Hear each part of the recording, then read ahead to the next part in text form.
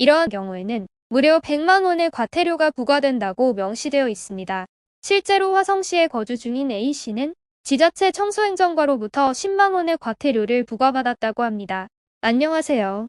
돈 버는 복지TV입니다.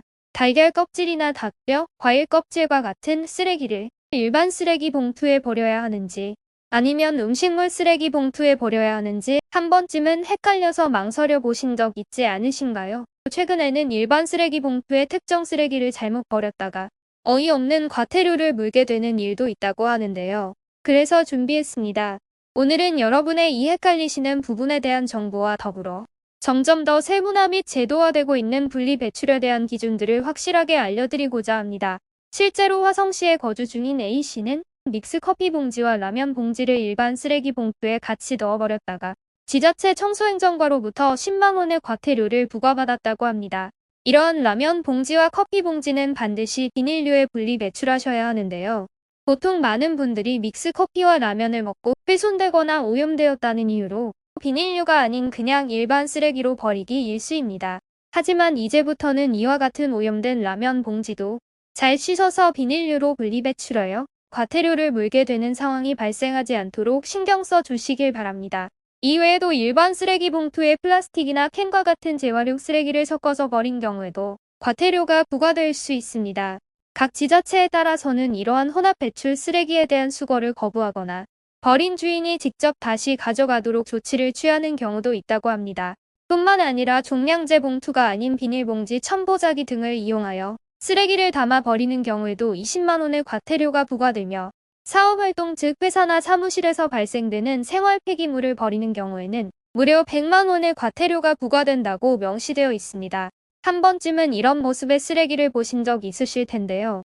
한정된 쓰레기 봉투에 더 많은 쓰레기를 담고자 때로는 발로 눌러서 더 담고 쓰레기를 위로 불룩하게 쌓아 테이프로 고정하여 배출하는 분들 많이 계십니다.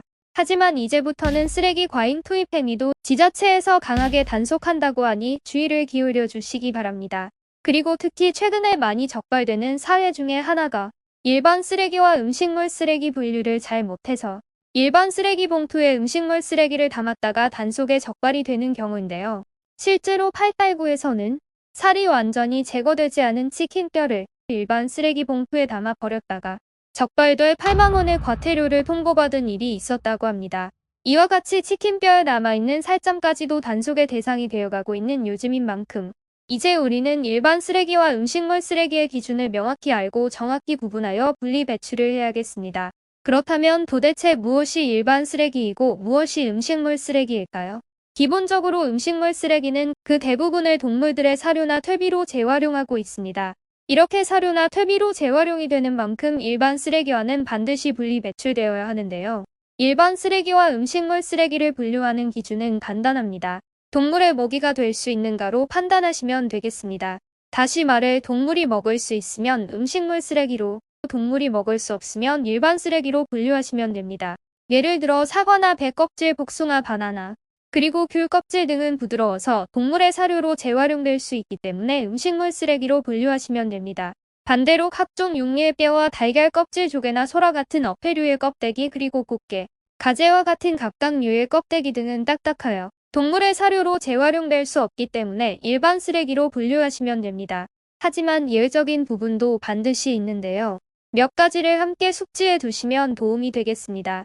수박이나 멜론의 껍질은 사과나 바나나 껍질과는 다르게 딱딱하니까 일반 쓰레기로 버려야 한다고 생각하기 쉽지만 이것들은 예외입니다. 작게 잘라서 음식물 쓰레기로 배출하셔야 합니다.